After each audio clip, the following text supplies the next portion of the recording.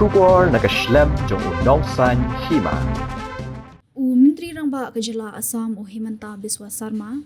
ula thalan bat Pynrem jur ya Muhammad Yunus ubadai Chief Advisor ke Sarkar Shipor Bangladesh ubalakdau ki hanyo tali ke Jylla ke than Shatei Lammihngi kum ki jaka ba syakir kut na baro saudong bat nyo ya ke Bangladesh kum ke nongpet yaki bakin ya rung shaduria kini ke Jingkren ke penpawe ke Jingmut Halor ke Jingbom shingan ke than namar ke Jingdon ya ke chicken neck corridor Bapenyeso ya ke than Shatei Lammihngi bat kiwei pat ke Jylla hapo kari India ang usarma haba benra bakum kini ke Jingmut kidei ki bala pensngau la slamba de ki nongshun bahapo ke India ki bala ai Jingmut ban pendukut no ya ke linti ya ban penya khlad ya ke than Shatei Lammihngi bat kari India usarma ula banjur ya ke Jingdon kam kerki ban penyeso ya ki lintiral bat ki surap ki bakam khlan hapo ke than bat ai Jingmut ban wat ya ki wei ki linti ya ki bapenyeso ya ke than Shatei Lammihngi bat kari India baro ke wei habayat lingba kani ke jaka ke bakhim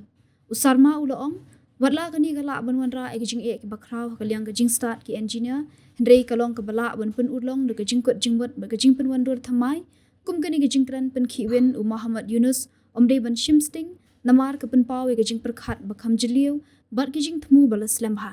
Muhammad Yunus ula pen pawru ke jing pen tho ke san social media ha ke ba ula pen shlor ke China bakan seng ya kalat kamai ke ji Bangladesh dak bakdau ke jingdon jong ke Dhaka haduriau ki hanyo tali ke Jylla ke ri India ki badan ha than Shatei Lammihngi ki dei ki bomdan lenti penyeso nangnu ru ban poi shagari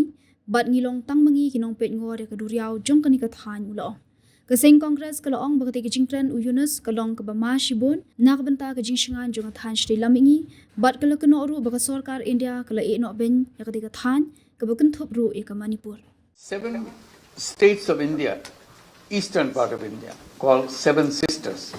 They are landlocked country, landlocked region of India. They have no way to reach out to the ocean.